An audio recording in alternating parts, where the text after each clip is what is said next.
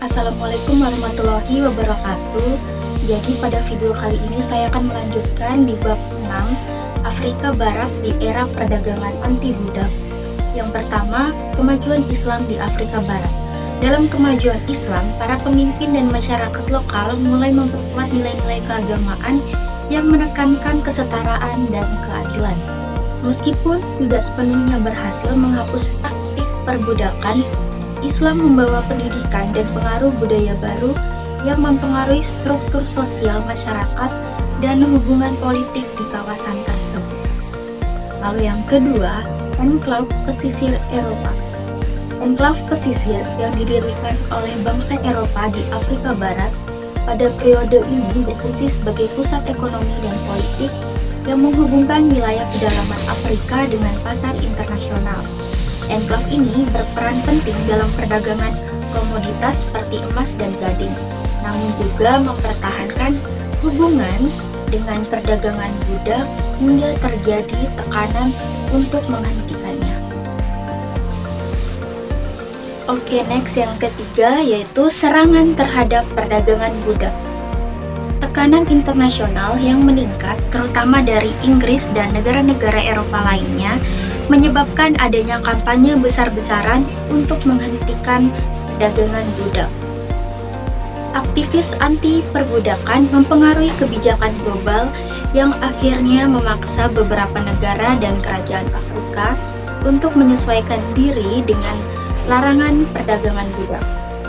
Lalu yang keempat, yaitu ada perdagangan sah dan perbudakan domestik. Setelah penurunan perdagangan budak, perdagangan sah mulai muncul sebagai alternatif ekonomi di Afrika Barat.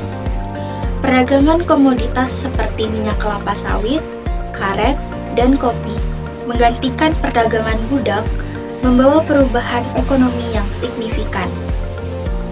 Namun, meskipun perdagangan sah berkembang, perbudakan domestik tetap dalam masyarakat Afrika Barat. Banyak dari para mantan budak yang dibebaskan dalam perdagangan transatlantik akhirnya menjadi budak dalam konteks domestik. Yang kelima, dampak misionaris. Para misionaris Kristen memainkan peran penting dalam penyebaran agama dan pendidikan di Afrika Barat. Mereka memperkenalkan nilai-nilai Barat yang menentang perbudakan dan berusaha menyebarkan agama Kristen di kalangan masyarakat lokal. Namun, upaya ini seringkali berbenturan dengan tradisi dan keyakinan lokal, terutama Islam yang sudah berkembang kuat di wilayah tersebut. Meski begitu, kehadiran misionaris mempengaruhi pendidikan dan pembangunan sosial dalam jangka panjang. Yang keenam, ekspansi imperial dan penghapusan perbudakan. Ekspansi imperial Eropa di Afrika Barat tidak dapat dipisahkan dari upaya untuk menghapus perbudakan.